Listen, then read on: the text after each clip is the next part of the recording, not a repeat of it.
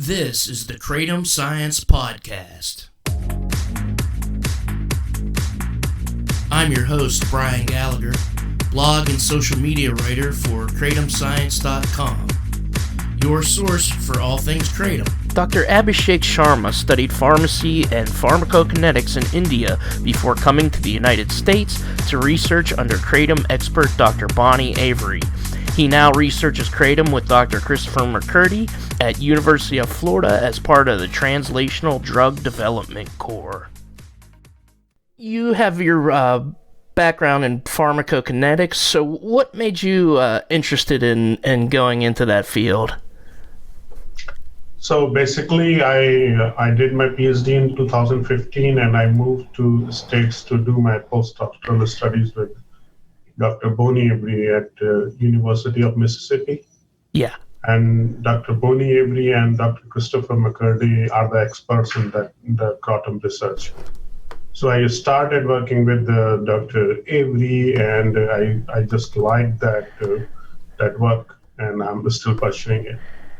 So we received lots of Kratom samples from the market, and we looked for opioids, illicit substances, synthetic cannabinoids, and we just want to make sure there is nothing bad going on. And then we find out there was 7-hydroxymethylguanine, and all this thing forwarded us to study all the Kratom alkaloids further. And then we got 2 NIH grants from the NIDA. So that's why all this research is. Yeah, I think University of Florida is the one university in the world, other than Malaysia, that's doing the most of the Kratom studies in the world. Most of the ones that we see come from University of Florida. And you work with Dr. McCurdy in the Translational Drug Development Core. Can you talk about what that is, and is the goal to develop Kratom maybe into a pharmaceutical? So I will tell you, we have the Kratom grants are funded to Dr. Lance McMahon, who is a chair of Department of Pharmacodynamics, and Dr. Christopher McCurdy. So we have a team of chemists, biologists, and then behavioral pharmacologists, pharmacokineticists, veterinarian, and as well as clinicians.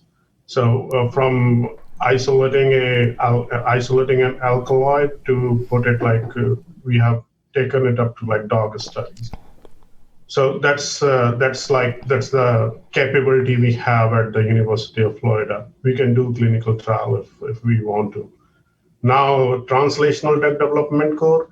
Why? So Translational Drug Development Core was established in the 2017 when Dr. Avery and Dr. McCurdy moved to University of Florida. Mm-hmm. And overall objective of this core is to develop molecules. In academic setups, we have lots of active molecules, but those molecules just get published and never pursued further. So the Translational Development Core was envisioned to do all the pharmacokinetic studies, toxicology studies, which are required for IND submission. And the same way we are working with Kratom alkaloids. So our objective is to generate the data related to Kratom alkaloid as well as Kratom as a whole, so people can see. Because if you look in the surroundings, there are 2 kind of personalities are there. So one is clear Kratom supporter, and second one who are opposing the Kratom, especially regulatory agencies. Mm-hmm. But there is no way who is looking about the science. Okay, is it really effective or not? That's the question. Is it really toxic? Is it causing dependence? What is happening? What about its metabolites? Can it cause any drug-drug interactions? So our objective is to do the real science and then decide what should we do with it. So Translational Drug Development Core gave us capability to do analytical, bioanalytical, and to do pharmacokinetic studies at the University of Florida. So I'm looking at just a few of the studies that you worked on, and I have some questions about a few questions on each one of them. The one came out last year was assessing the therapeutic potential and toxicity of mitragyna speciosa in opioid use disorder. It said substantially high levels of 7-hydroxymitragynine, an alkaloid with abuse potential in commercial kratom products, may be the cause of the harm that's been associated with kratom use in the United States. I guess they're not seeing the harm in Malaysia and maybe Thailand, where kratom is grown naturally, but it seems that the 7-hydroxymitragynine, there's elevated levels of that in products that get over here. Is that from purposeful adulteration, or does that come from what happens in the drying process? Mitragynine is a partial biased opioid agonist. But mitragynine do not cause, according to the literature, it doesn't cause any opioid addiction or withdrawal symptom, or it cannot be replaced with morphine for morphine dependence. But while you come to 7-hydroxymitragynine, it is more potent, way potent than mitragynine, and it causes all those problems which other opioids can do. So that's the thing. But now question is, do we have 7-hydroxymitragynine in sufficient amount? But when we look, so we had lots of samples from Malaysia, like fresh kratom samples. Mm-hmm. So we analyzed those for 11 kratom alkaloids, not just mitragynine and 7-hydroxymitragynine, but also other alkaloids. And we have not seen any amount of 7-hydroxymitragynine in any of the fresh kratom products. We received some of the kratom juice, which they sell there. So they make fresh juice and sell in the Malaysia area. We have not seen 7-hydroxymitragynine there as well. Now the question is, but we are seeing here. So now question is, okay, is it intentional or not intentional? I cannot answer that thing. Only certain vendors can answer that. But I can only tell certain things. So if you put mitragynine over dyeing, you put some kind of oxidizing agent like hydrogen peroxide or potassium permanganate, it will convert to 7-hydroxymitragynine. So there are multiple ways to make it, but I cannot say that they intentionally or not intentionally, but if we will have higher 7-hydroxy content in our kratom products, so that's will cause the problem. That may cause the problem. So one more thing I would say, not only 7-hydroxymitragynine is a minor kratom alkaloid, it is also a metabolite of mitragynine. So that is also an important thing to understand. And it metabolizes comparatively slowly in humans, but we found a novel pathway in which 7-hydroxymitragynine itself metabolized in human, converted to mitragynine pseudoindoxyl in human plasma. So that's another mystery. So according to the available data right now, we have in animal models, we have seen problems associated with 7-hydroxymitragynine, but it will be hard to predict in human till we have a clinical trial, controlled clinical trial. That was my next question about the metabolism, because I know it was one study that I believe Andrew Krugel worked on that showed that mitragynine actually metabolizes into 7-hydroxymitragynine, and it also showed, I think, that the 7-hydroxy stayed constant. So my question about that was, well, does it matter then what you start with if the 7-hydroxy stays constant and the mitragynine is going to be metabolized into 7-hydroxymitragynine? So that if you read that study has a drawback. Okay. So you put mitragynine in liver microsomes. So liver microsomes is you isolate the metabolic enzymes out of the liver microsomes, right? So our body has two kind of metabolic enzymes. So one is called phase 1 metabolism, another one called as phase 2 metabolism. So phase 1 metabolism is a simple chemical reaction like oxidation, reduction, hydrolysis. And phase 2 metabolism means the liver will add a polar group to to the molecule or its metabolite. That's like glucouranoid or certain amino acids. So the study was performed in that particular study. The study was performed in liver microsomes, and liver microsomes cannot do that phase 2 reaction. And when we look at the structure of the 7-hydroxymitragynine, it has a free hydroxyl group. So it is very prone to go a glucouranoid metabolism. So that study is like half part of the metabolism because you are not looking at the full metabolism. But yes, it is true, mitragynine converts to 7-hydroxymitragynine, but 7-hydroxymitragynine also metabolized to further in 9-O-demethylated metabolite, 9-hydroxy metabolites. So this is a debatable question. And we did certain experiments in hepatocytes, like human hepatocytes and dog hepatocytes, rat hepatocytes, to understand like what is the rate of formation and then further metabolism of it. We are not impressed with that much with that hypothesis that mitragynine is converting to 7-hydroxy, and the whole therapeutic activity is coming because of 7-hydroxymitragynine. Does this lead to adverse drug interactions when, kratom possibly or mitragynine can possibly slow the metabolism of other drugs? Is that what's happening? So when we look at the structure of mitragynine, there is a possibility it can create certain reactive metabolites. There is a possibility. I cannot say for sure. If that case happen, it inhibits certain CYP enzymes. So in case of mitragynine and another kratom alkaloid, corinanthidine, they inhibit CYP2D6. But our body needs a certain concentration to inhibit that. So there are two or three cases. If you look at there is a clinical study published by Thai group, the pharmacokinetics of mitragynine in men. In that particular, that's like they did the pharmacokinetic study in native kratom users, and they analyzed their plasma samples for mitragynine content. And you look at that data. So the maximum concentration of mitragynine in those healthy volunteers who were taking kratom was around 120 nanogram per ml. So that particular concentration is not sufficient enough to inhibit CYP enzymes.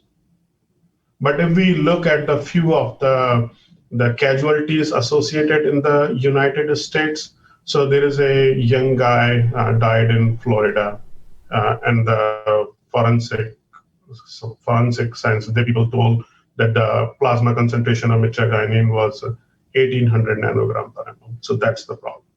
Another, I read a news report or media report in that one, a Tupper Lake police officer died, and they said, okay, kratom may be responsible for that. And the plasma concentration of mitragynine was 3,500 nanogram per ml. So now this difference between the Thai study and these two casualties is like 17 to 190 times higher now. So if we will reach that much concentration, that's going to create a problem. So everything, even we drink too much water, that is going to cause a problem. That same rule applies to here. So we have to control, or we have to think what we are taking and how much should we take it, right? So that's the concern. So up to certain concentration, no problem. If you go beyond that concentration in a long term, it is going to inhibit your CYP enzymes. And if you have taken any other drug along with it, it will stay longer in your body. And that rule applies vice versa as well. So I don't remember if you have seen a news report in April 2019 published in USA Today with a broad headline written, "Herbal drug kratom linked to almost 100 overdose deaths," CDC says. Yeah. So if you read that news and then you read whole news and you come down, and the last line written is, in most of the kratom related deaths, fentanyl was also a cause of death. Yes. Now, as a pharmacokineticist, if I look at what can happen if I will take mitragynine with fentanyl, what is going to happen? So according to the publications, mitragynine is a PGP inhibitor. So PGP is a transporter which cleans certain drugs out of our brain. It does the same thing with fentanyl. Right. So if I took fentanyl and along with I took mitragynine, then what is going to happen? My brain is not going to clear that fentanyl, and it will stay there forever. And that's the problem associated with this thing. So whenever we are taking, herbs are not always safe. So we always have to think about herb and drug interaction. And yes, mitragynine is prone to cause herb and drug interaction, and we have to take it carefully if we are taking more than one drug. There was a study about lyophilized kratom tea that came out last year that we talked about on the podcast, but I know it was a study in mice, but you calculated for a human equivalent dose. A lot of the studies seem to give mice like very massive amounts of mitragynine, and that kind of shows that they would get damaged, but the amounts are so high that people don't take those amounts. And just a broader question, these studies are in animals, so human beings' metabolism is different. A broader question would be how important it is to do clinical trials on humans and instead of just animal trials. I will answer both of your questions. So first question is, how did we calculate the mouse equivalent dose from the human dose, right? Mm-hmm. Can we reach at certain concentration to have that problem? In Malaysia, Thailand, no, never. You will never achieve. You have to eat kilos to achieve those, like that high concentration, which I was talking about, the problematic. Mm-hmm. But when you come to United States, look at the Kratom products. So you can see there are multiple products who are organic extract. So first thing, we have a leaf. Then you boil it, you make a water extract. That's a different thing. But when you boil it with certain solvent system to isolate that alkaloid-rich fraction and put it in a capsule, then it is you can reach that. I will take 20 capsule of those, I will reach those very high concentration, which can cause the problem. So we have to think about it. So there is a simple way. So we drink our coffee, right? We boil it and we drink it. Mm-hmm. But we don't take coffee capsules, right? Or we can take caffeine, but that will have a different effect, right? And same rule applies here. So you boil your tea. It's absolutely different than the organic extracts available in the marketplace. Those are very highly, I call those a standardized extract because their content never change. You analyze those every time, you will get the same mitragynine content. Even we are using few of those extract to isolate our alkaloids because it is cheaper to isolate those extract from the leaf than those capsules. Mm. So just think about it, like how those differences there. You will take 1 kilo of kratom tea will equal to like 20 capsules. So that's the problem. So that's why I'm saying like, yes, you can achieve it, but think carefully, what are we taking? Mm-hmm. So your second question was related to that lyophilized kratom tea. Can you translate it to animals, to humans? Mm-hmm. So yes, we have seen absolutely different metabolism between rodents and human system. But if you want to do a clinical trial, you need to have one rodent data and one non-rodent data to do toxicity study. And if you can achieve certain exposure in human, yes, you can do it in control where everything will be controlled. You will standardize your product. You will have chain of custody. Your products has been standardized for everything like heavy metals, pesticides, aflatoxins, benzopyrines, and minor alkaloids as well. It looked like kratom was shown the lyophilized kratom tea was shown to be advantageous over methadone or opioids to actually for withdrawal and to get off of opioids. And it said these results support the anecdotal claim that kratom produces less physical dependence than mu-opioid receptor agonists like morphine. So how was the kratom shown to be advantageous over other methods to treat opioid dependence? So if you think about like what people give for what we need for any opioid dependence or opioid withdrawal symptom, like what kind of treatment do we need? So what is in marketplace is either they will give a weak opioid agonist, so it will occupy the receptor but will not activate that particular pathway to which is responsible for the problem. The second treatment is you give alpha 2, you will go through alpha 2 agonist properties, you do clonidine, you do lofexidine. But when you look at the mitragynine molecule and you look at the mitragynine receptor binding data, so first thing, mitragynine is a partial opioid agonist, right? So partial, you give any amount of mitragynine, the maximum effect you can achieve is 40% of any full opioid agonist like Damgo or morphine. So you will never reach at that particular high thing. Then it shows activity through alpha 2 receptor. The same activity you get it through clonidine and lofexidine, and then it acts through serotonin receptor and as well as dopamine. So the mitragynine itself is a combination of 4 drugs given by 4 different receptor binding, receptor occupancy thing, receptor binding thing, which you need to treat opioid withdrawal.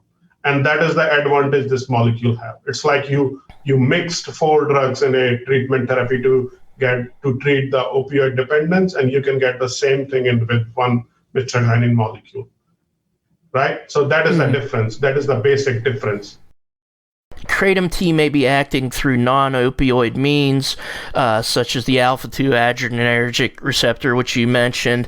The fact that it acts on so many of the receptors, is that maybe why people say Kratom helps them abstain from not just opioids, but alcohol and cocaine, methamphetamine, some people say? Is it because it acts on so many different receptors? So one thing I will tell you, like I'm not expert in the pharmacodynamics, but I will tell you one thing. Okay. So first of all, we always have one problem with we replace mitragynine with the kratom. So first of all, we have to think about it. So kratom is a composition of like at least 40 different alkaloids. Yeah. And we have seen when we study individual alkaloid, we saw it covers like almost whole spectrum. I cannot comment on it, like is it going to treat cocaine withdrawal or cocaine dependence, or is it going to treat alcohol dependence or not? But I would only say the most of the alkaloids covers like broad CNS targets.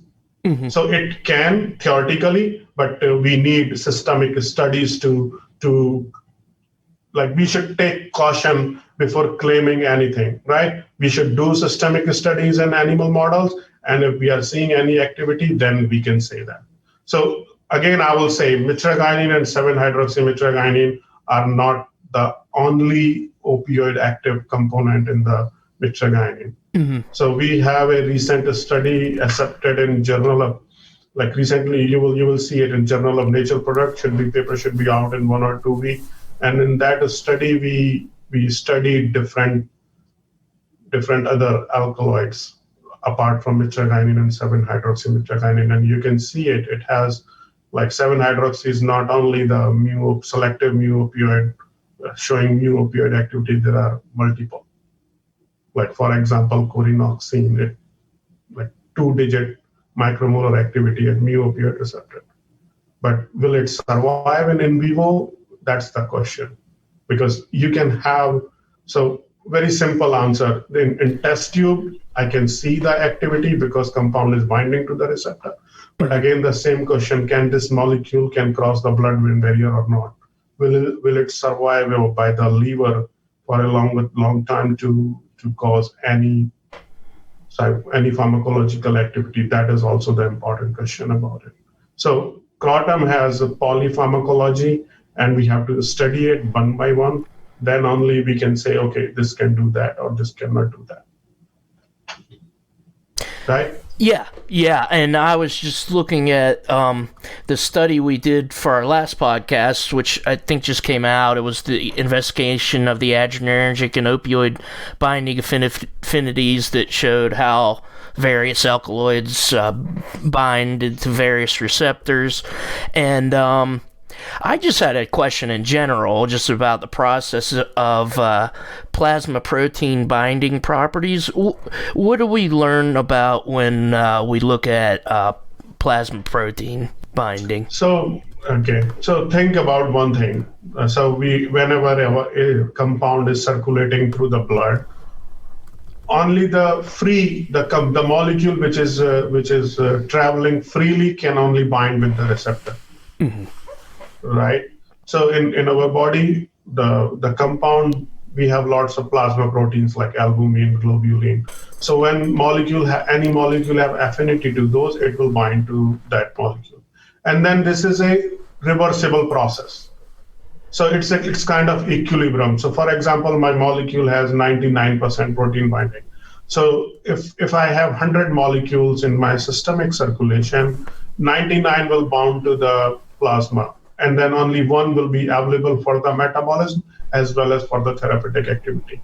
But as soon as this molecule is metabolized by the liver, then that 99's equilibrium will move in that direction. And then instead of 99% bound, it will be 98.1101, and then 0.99 will again come out. So this will sometimes it affect the compound's overall exposure, but this is an important parameter to calculate like the therapeutic activity and doses regimen.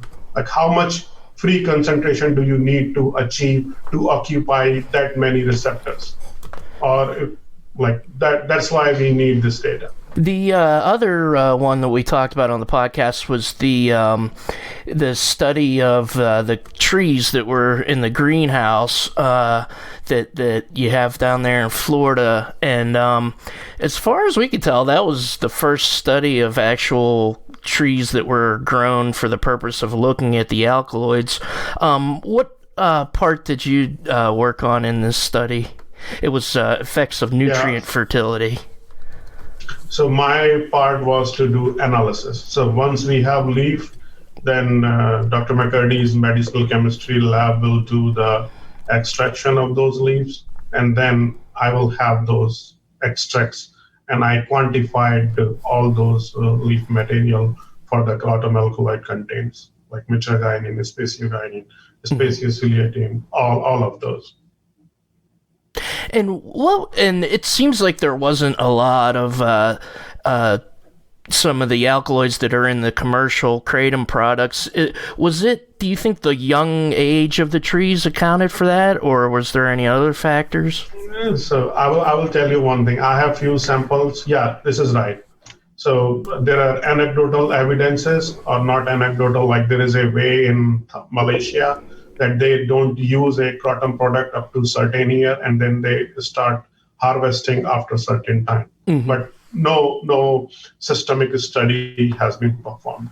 Yeah. That might be the reason here, but we have seen few, when we got few samples from Malaysia, and we saw few of those kratom products don't have any mitragynine. So it's like you have hemp versus marijuana, but both are effective.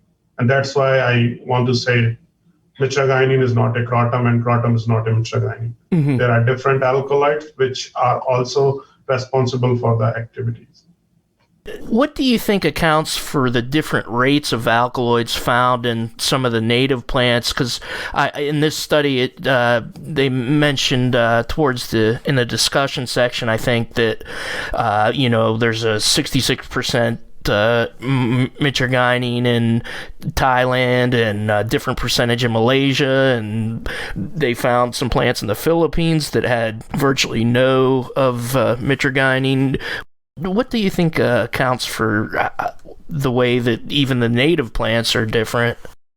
So it's kind of different phenotypes. Like you have cannabis sativa, right? Both you have marijuana and you have hemp. Mm-hmm. So one is making THC, another one is making CBD.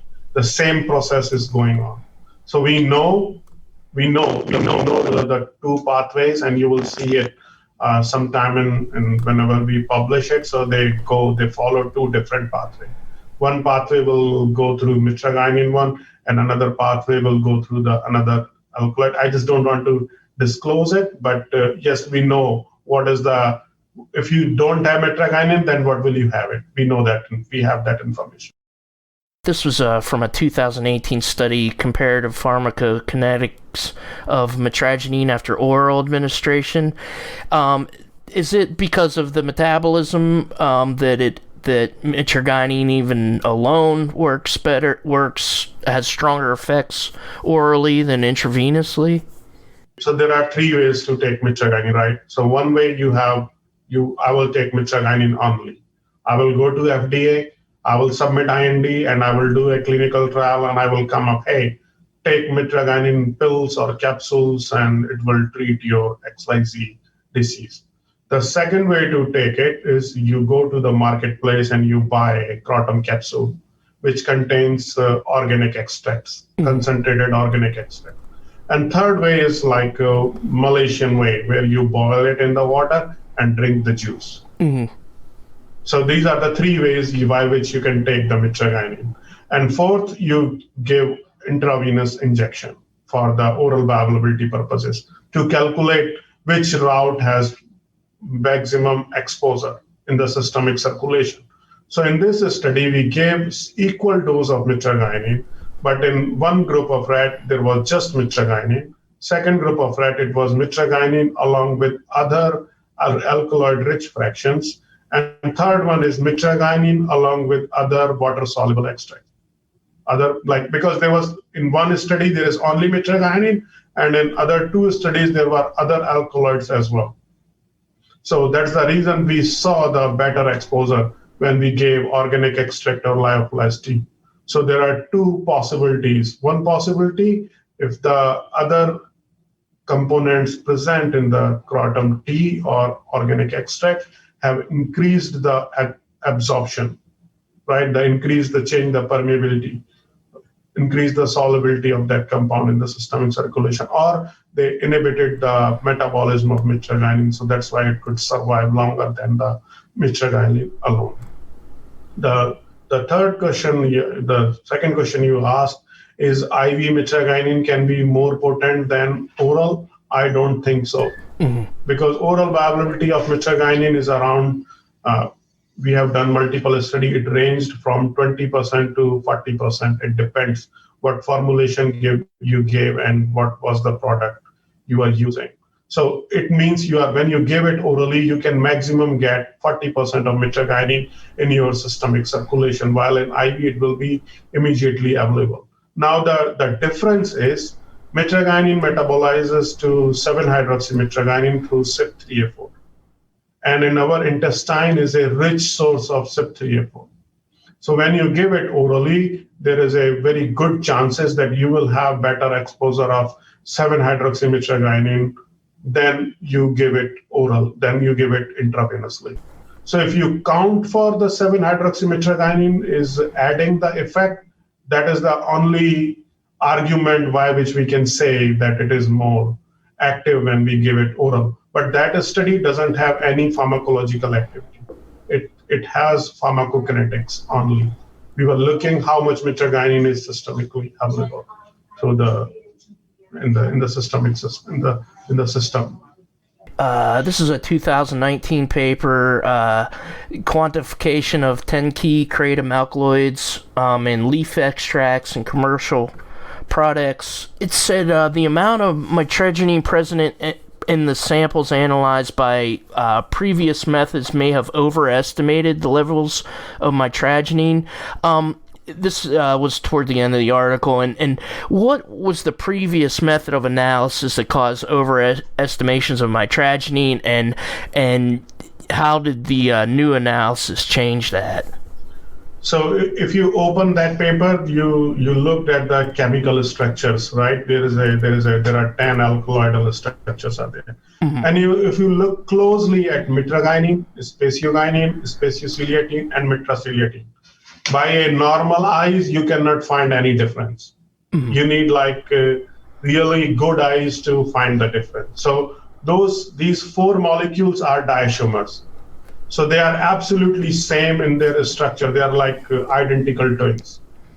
So they are absolutely same in their structure. Their molecular weights are same. Their physicochemical properties are same. But the hydrogen at position 3 is either below the plane or above the plane. And there is an ethylene group at the 20th position, which can be below the plane or above the plane, which make those 4 different alkaloids. So if I'm using, for example, triple quad mass spec to analyze my mitragynine, and my chromatography is not good enough to separate these 4, mitragynine, speciogynin, speciociliatine, and mitraciliatine, I will quantify all those as a mitragynine. And that's the problem occurred earlier. So people have quantified total mitragynine content. So that mitragynine was not only mitragynine, it was also having speciogynin, speciociliatine, and mitraciliatine. Oh, okay. Because those are identical structure. They are diisomers. So only in 3D plane, their structure is same. But if you look at the paper, you have to look at it very carefully. They have same molecular weight and same fragment. When you break it through the collision energy in mass spec, they will give you, there is no difference in all 4. You have to use a better chromatography to separate these 4. Did that have any effect of maybe some of the toxicity studies and autopsies of people who had mitragynine in their blood? Yes. It did, okay. Yes, there is a possibility. Yeah. In many of the studies, because there is no way, when you look at their chromatograms in different reports published, you will see only one peak. This is only possible when I'm taking mitragynine only.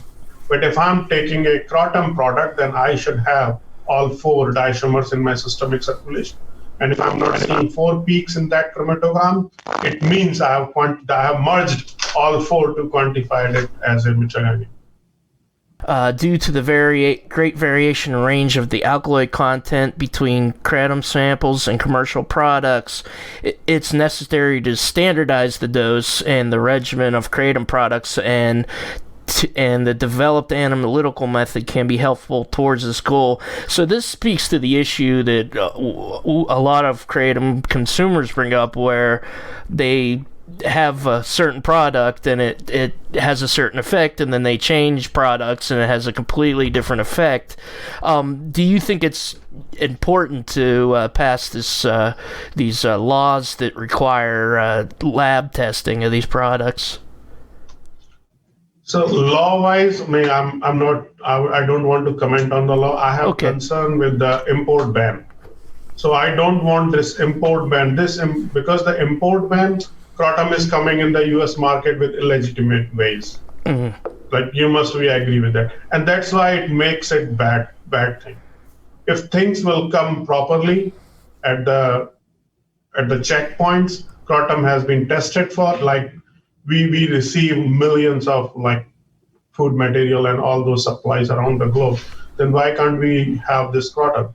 So FDA should do like systemic studies or fund those who can do systemic trials, either allow it or completely do the full stop thing. And I don't think there is any way they can do the full stop thing. But they should like, I don't understand the meaning of import ban. And I think this is the major cause behind all these problems are happening. Mm-hmm. And now, second question you asked, so yes, we need a standardization of Kratom product, like we do with all other herbal supplements. Yeah. So our product, so for example, the Kratom was grown in farm XYZ, and that farm XYZ, the farmer is using pesticides. Now, are we testing our Kratom supplies here for pesticides? I'm not sure if everybody is doing it. Mm. And because some people their body have the capability to metabolize those pesticides sometimes, but here you may not, because you are eating a different kind of food than other parts of the world is eating. So their capability, their CYP expression, their enzyme expression is different. Mm-hmm. So our capacity of metabolizing certain drugs is also it depends on our races, our genetics, and lots of stuff. So same rule applies here. If we have control thing, or if we can grow kratom within the United States with equal potency of kratom alkaloid, like that's the best thing can happen. In that case, you can control everything. Like in nicotine industry, in cigarette industry, they control everything. I'm not comparing these two both, but I'm just like tea industry is the best example. Mm-hmm. So they are maintaining their quality. You drink it 10 years ago, you drink it today, you will get the same flavor and taste because they are maintaining that quality. But this rule doesn't apply to the kratom, and the major reason is the raw material supply. And that's why, we have seen these minor kratom alkaloids, few of these are really very potent. And if their numbers are up and down, you will have different effect. You can have certainly different activity on, like, you may feel different. So that's why we asked, but we should standardize the kratom product before putting those in market shelf. I cannot comment on it, the rule and regulation part, because there are multiple things associated with it. But yes, this is our moral responsibility, as well as the kratom user should make sure they're getting the right product. Because we have seen multiple cases where a kratom product has been spiked with synthetic cannabinoids. We have seen odismethyl tramadol, lots of psychoactive substances. Even in our lab, Dr. Avery's lab, we saw the product was spiked with hydrocodone. So there are multiple things going on, but I'm not seeing this thing from like last 1 year. So the kratom market is improving. Vendors are putting the certificate of analysis along with their product on their websites, but there are a few bad guys also there. So that's why this standardization is required, and somebody should take the initiatives who have the power and capacity to do that. Yeah, and I also just interviewed Dr. Projelik from Chicago, and he did this study on toxic metals. Have you found the toxic metal contaminants in any of the samples? Yeah. Yeah. And do you think is it maybe from the grinding equipment in Indonesia? I cannot say for sure, but yes, because sometimes we don't use food grade material to do grinding, and if we are using those stone stuff, and the soil is very very rich in that kind of thing, so there are multiple reasons can be possible. That's why I'm saying, like, we need controlled farming. We have to put like US standards if we are importing anywhere. Yeah, and I guess is that one of the reasons to actually grow the kratom in the greenhouse and study it, so we can come up with standards eventually, maybe for domestic kratom agriculture. Yeah, that's a huge business. Better than me, like how much money is going, and then if you have it US grown, then you can control it and you can improve certain things even. Yeah. You can work on certain varieties which are more helpful to the kratom users and according to their requirements. Are there going to be further studies from that greenhouse? Are the trees still growing there? Yeah, we will have tree, and we need those to fulfill our requirements. So yes, we should continue it unless there is any funding issue or something else going on. Yeah. But if I'm seeing next 3 years or 4 years, we will have kratom trees, and we will do continuous research on it, and we will help farmers as well if somebody is interested to that kind of want to go to in that direction.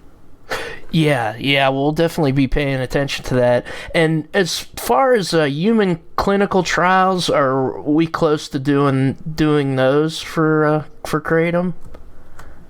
So, clinical trials, for clinical trial thing, we have to file IND, and we need GMP material, and we need chain of custody of the material, and this is really hard to find. And you can do clinical trial with mitragynine only. That's a different thing. But I think kratom and mitragynine are different. Yeah. So we are actively looking for the suppliers, and there are multiple problems associated. We have to we have to answer certain questions even before thinking about it. But yeah, we are very much interested to do a controlled clinical trial with Kratom products instead of individual alkaloids. Thank you, Dr. Abisheak Sharma. All the studies we talked about in this episode are cited in the description. Please like and subscribe and give us a good rating and comment if you have any comments. The Kratom Science Podcast is written and produced by me, Brian Gallagher, for KratomScience.com. The music is Risey. The song is called Memories of Thailand. And take care.